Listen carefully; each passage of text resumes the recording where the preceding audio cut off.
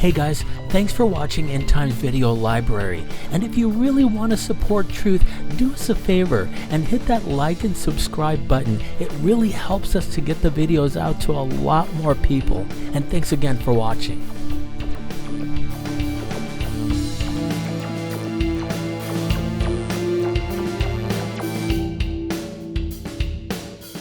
Hey, what's up guys? John here. 1 out of 5 tenants are not paying rent in New York City.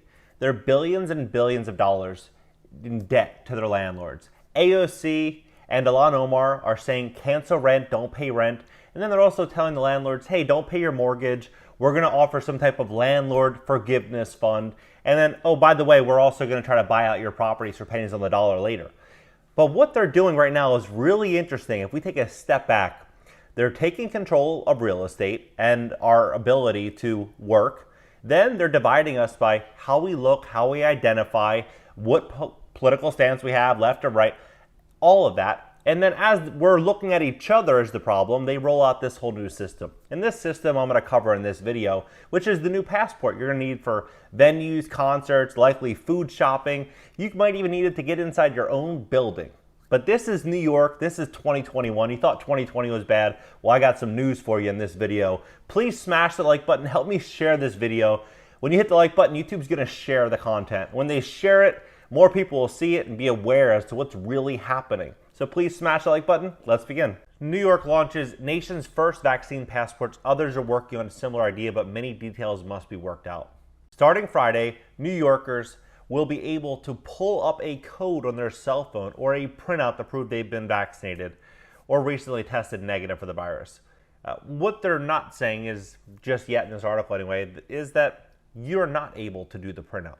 They're easing you in, according to what they say later in the article. Called the Excelsior Pass, will be used first at large-scale venues like Madison Square Garden, but next week will be accepted at dozens of event, art, and entertainment venues statewide. It already enables people to increase the size of their wedding party or other catered events. The app, championed by Andrew Cuomo to support the recovery of industries most affected by the pandemic, is funded by the state and available for free to businesses and anyone with vaccination records or test results in New York. Like an airline boarding pass, we know that's coming, people will be able to prove their health status with a digital QR code or quick response machine readable label. They'll need to download the Excelsior Pass app, enter the name, date of birth, zip code, and answers of a series of personal questions to confirm their identity. The data will come from a state's vaccine registry and also will be linked to testing data from a number of pre-approved testing companies. The New York system, built on IBM's Digital Health Pass platform, is provided via blockchain technology, so neither IBM nor any business will have access to private medical information. An entertainment venue will simply scan the QR code and get a green check or a red X.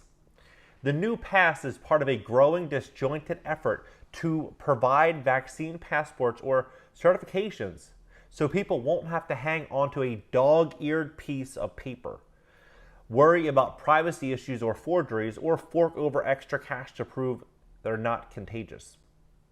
It's really the nerds getting together in kind of a nerd UN to piece all this together.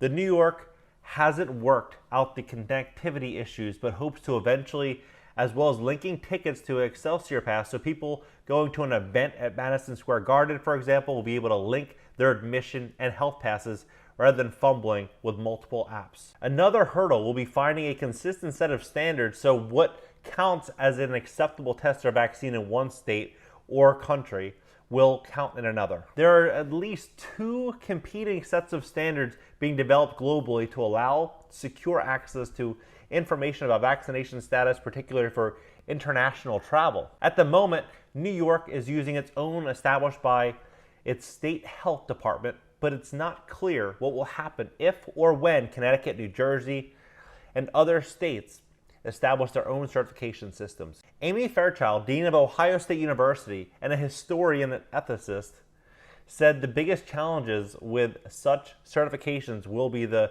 cultural, not technological. IBM or Abbott or somebody can develop an app, but the question is, what's it going to be? Is it realistic to see it being used, she asked. That's up to everybody. The use of international travel is obvious. Countries, including the US, will want to deny entry to people who can't prove they're not contagious. But whether American consumers and businesses will accept the idea of providing proof before entry is not so obvious, she said. Just as many Americans have resisted wearing masks during the pandemic, some will reject the idea of showing a certificate to get in to a ball game or a nightclub. Might include putting a notice on the driver's license, as many states do for those that have opted to donate organs. You have to put a notice on your driver's license is what they're pushing for. That's about the only piece of authentic ID that we've got that's used relatively universal, says Simran Buzer, President and CEO of Appointment, Scheduling, and Booking Industry Association. The state immunization registry would have to send the information to state DMVs to get driver's license issued, which would be simple, but would at least not require separate ID cards, he said. Lots of businesses will be competing to create their own certification systems. All these companies are foaming at the mouth to be the business that builds this system. Well, I'm sure it's a monopoly. Vaccine passport standards. This standardization issue may be stickier to resolve.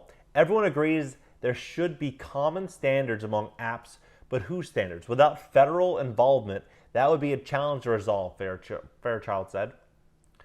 One standard for vaccine passports will be issued next month, said Dr. Brian Anderson, Chief Digital Health Physician at MITRE Corporation, a nonprofit health infrastructure company that helped found the group. The Vaccine Credential Initiative has been working together since September. It includes household names like Microsoft, of course, the Mayo Clinic, Oracle, Walmart, CVS, Salesforce, as well as less known nonprofits working to ensure people's health information is freely and safely accessible. Once the standards are set, companies and nonprofits can use them to build systems to let someone prove that they've been vaccinated. They'd be something like the digital boarding passes airlines increasing issue instead of paper tickets. For full security, people might also have to show a photo ID, although not every place would demand such a two-factor authentication, almost like we're logging onto Instagram. A restaurant might simply ask patrons to scan their code and not demand security-grade identity management, Anderson said, to go to a restaurant. The first large-scale test of this kind, this system is launching in New York. Beta testing at a few venues, including recent Buffalo Bills games, showed the pass system worked effectively and was usable by people of different backgrounds for those without a smartphone. There is a printing option to provide a QR code on paper. The state is paying $2.5 million for the system, which will provide free to businesses and individuals. Businesses will not be required to use the pass, but may be allowed to fill more seats or admit more patrons if they do. So if you force the pass, then you can make enough money to keep the lights on. If you don't force the pass, then we're going to regulate you out of business. What success in entrepreneurship to me means in 2021 is freedom. That's what it's always meant, but especially this year, because you have mobility. You can get up and move. That's why you have billionaires like Carl Icahn and countless others that have money moving to places with low income tax or no income tax, for example, like Florida, going to chase freedom, to have a little bit of freedom. And DeSantis, for example, said last week suggested he may go after companies if they require customers to show proof that they've been vaccinated, saying it's more than just a private decision.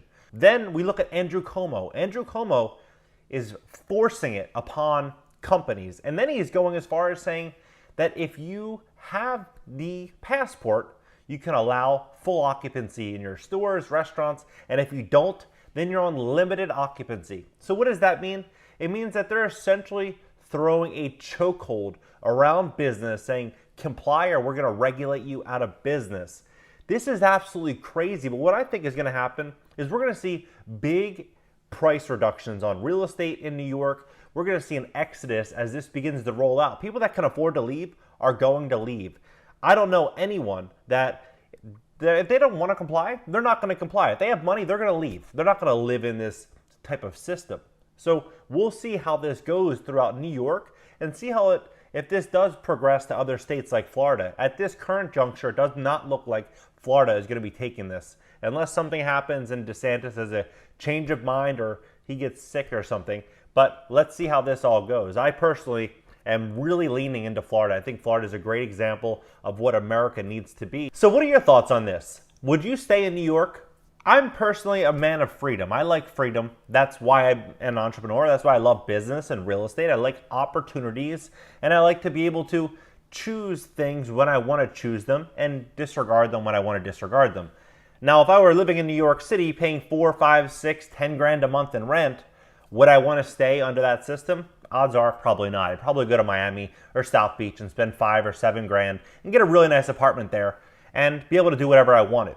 But this is going to be, I think, the trend and direction that we're going to see. And I think this could all be by design, because what AOC and Ilhan Omar, what they're looking to do is to accumulate affordable housing, as they say. And if rents plummet, people aren't paying rents essentially, and mortgages are in delinquency, and there's a big exodus, what's ultimately going to happen is there's going to be a big opportunity for them to accumulate a lot of property, although tax revenue is plummeting. They already lost $1.8 billion in tax revenue, and I think they're probably going to see the same number, maybe more again, probably a double of 1.8. We could probably see $4 billion. If this continues progressing, who in their right mind is going to want to stay in New York under this type of restriction? Who can afford to if you're a mom and pop business?